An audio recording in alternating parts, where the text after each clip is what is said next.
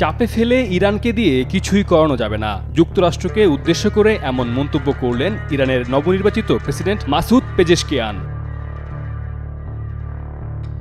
13 জুলাই এক বিবৃতিতে পেজেশকিয়ান চীন ও রাশিয়াকে বন্ধু উল্লেখ করে যুক্তরাষ্ট্রকে এই বিশেষ বার্তা দেন।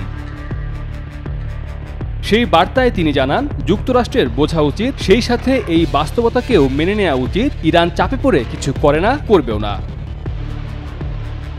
বিবৃতিতে চীন ও রাশিয়া প্রসঙ্গে পেজেশকিয়ান জানান, কঠিন সময়ে চীন ও রাশিয়া নিরবিচ্ছিন্নভাবে ইরানের পাশে ছিল।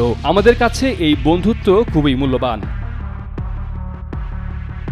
সেই সাথে পরমাণু অস্ত্রের ব্যাপারেও ইরানের অবস্থান পরিষ্কার করে পেজেশকিয়ান জানান, ইরান সরকারের প্রতিরক্ষা কৌশলে পরমাণু অস্ত্র অন্তর্ভুক্ত নয়। তিনি প্রতিবেশী দেশগুলোর সঙ্গে সম্পর্কের উন্নয়ন এবং ইউরোপীয় দেশগুলোর সঙ্গে সম্পর্ক স্থাপনের ইচ্ছাও প্রকাশ করেছেন। পেজেশকিয়ান 5 জুলাই দ্বিতীয় দফা ভোটে কট্টর রক্ষণশীল সাইদ জাইলিকে হারান। গত মে মাসে হেলিকপ্টার দুর্ঘটনায় ইব্রাহিম রাইসির মৃত্যুর পর আগাম প্রেসিডেন্ট নির্বাচনের আয়োজন করে ইরান। নির্বাচিত হয়েই পেজেশকিয়ান জানিয়েছিলেন, ইরানের সর্বোচ্চ নেতা আয়াতুল্লাহ আলী খামেনি ঘোষিত মূলনীতির বিপক্ষে যায় এমন কোনো পদক্ষেপই তিনি নেবেন না।